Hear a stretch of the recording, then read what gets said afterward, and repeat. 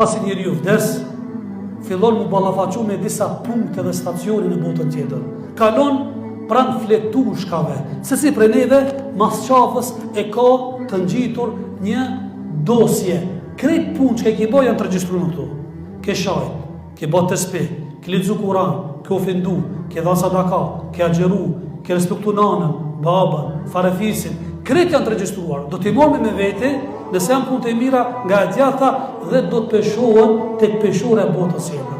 E nëse peshojnë punë të mira, ne kena shpëtuar dhe kalojna stacionin e fletushkave. Bile kur e kanë pyet një dietar, kur njeriu rahatohet, qetësohet botën tjetër, kur e lën urën e siratit pas spine. Me një fjalë, e kaloj. Ky njerëz është kurtaliz dhe ka shpëtuar dhe është rahatuar.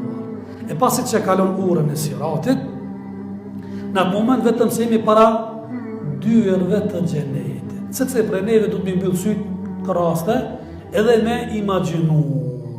A thua va, sa ka më kone e dera e xhenetit? Sa ka më konë? A disa është dera e xhenetit? Në hadith ka arë prej Mekës, kush ka qenë në haq, sidomos për toke, s'po flas ajrore me avion. Kush ka pas, i ka rastis me shku para vitit 2011 në haq, 2002, 2003, 2004, 2005, 2006, ka shku ndonjëherë dhe me makinë ose me autobus. Prej në Siri, drejt në Mekë, sa është ajo hapësira? Ajo hapësira ka aty diku 1100-1200 km. Parafërsisht, do shta dhe më shumë, aty diku. Qa është dera e xhenetit? Ka vend për këtë? Po. Allahu alen çfarë ngjyre ka dera e xhenetit. Edhe sa të bukura janë. Aty njerëzit të gjithë kanë më grumbullu për xhenetin. Presin me një xhenet. Po. Aty keme rastis ka më kanë Ebu Bekri, Omeri, Othmani, Alia, Fatimia, Merjemja, po është edhe baba pejgamberëve, Ibrahimi a.s., Ademi a.s., ndërkohë është edhe Musa a.s., është edhe Isa, gjithë pejgamberë. Kretë të rinë duke pritur rresh saf, sikur që jeni duke pritur ju safin për me falë namazin, do të presin kokën, vula gjithë pejgamberëve, Muhammedin a.s. Këti nuk ja qelë derën xhenetit askush përveç pejgamberit. Edhe ai që troket domin xhenet ka me pyet rojtari, kush është filani? Jo, nuk e hapi.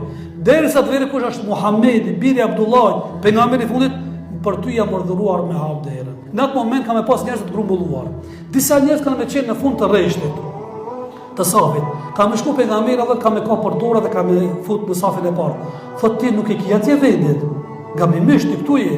Pse thot? Pse ti a i kujdes për jetimin? Thot po. E që kanë thonë në dunja? Në dunja ka thot pejgamberi, ene, wa kafilu l-jetimi fil janna ka hakadha.